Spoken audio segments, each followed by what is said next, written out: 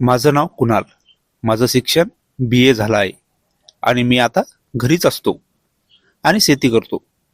खूप प्रयत्न करूनही मला काही नोकरी भेटली नाही आणि घरी खूप शेती असल्याने मला शेती करण्याशिवाय दुसरा पर्याय नाही. शिक्षण सोडून मला 2 वर्षे झाली होती. मी घरीच होतो. माझ्या शेजारी कविता काकू राहत होती. कविता काकू विधवा होती.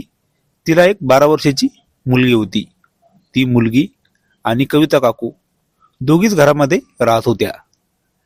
आमच्या शेजारी असल्याने माझं नेहमी कविता काकूच्या घरी येणं जाणं होत असे. कधी कधी तर कविता काकूचं माझ्यासोबत वागणं मला बेचैन करायचं. कारण मी जेव्हा कविता काकूच्या घरी गेलो तेव्हा कविता काकू माझ्या एवढ्या जवळ बसायच्या, अगदी मला चिटकून. मी थोडा दूर झालो तर त्या परत जवळ यायच्या. कधी कधी तर कविता काकूचं माझ्यासोबत वागणं मला समजत नव्हतं. माझ्या मनात पण कविता काकूबद्दल तसले विचार येत होते, पण मी वेळी स्वतःला सावरत होतो. पण एकदा जे नाही व्हायचं तेच झालं होतं. कविता काकूची मुलगी तिच्या मामाच्या गावाला गेली होती.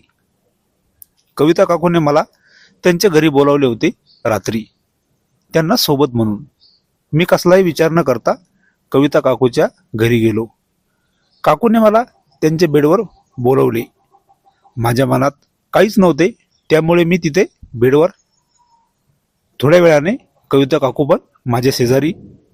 मी थोडा दचकलो की काकू आणि मी एकाच बेडवर कसं काय.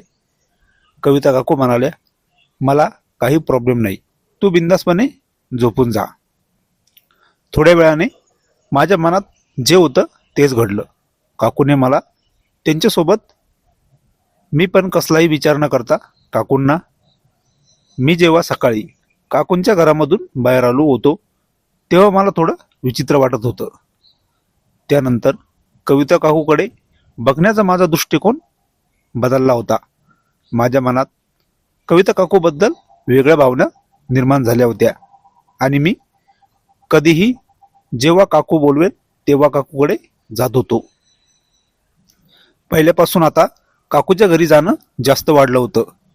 पण एका रात्री जेव्हा मी काकूसोबत होतो तेव्हा काकूच्या मुलीने बघितलं आणि नंतर कविता काकूच्या मुलीने जे केलं ते तर खूपच.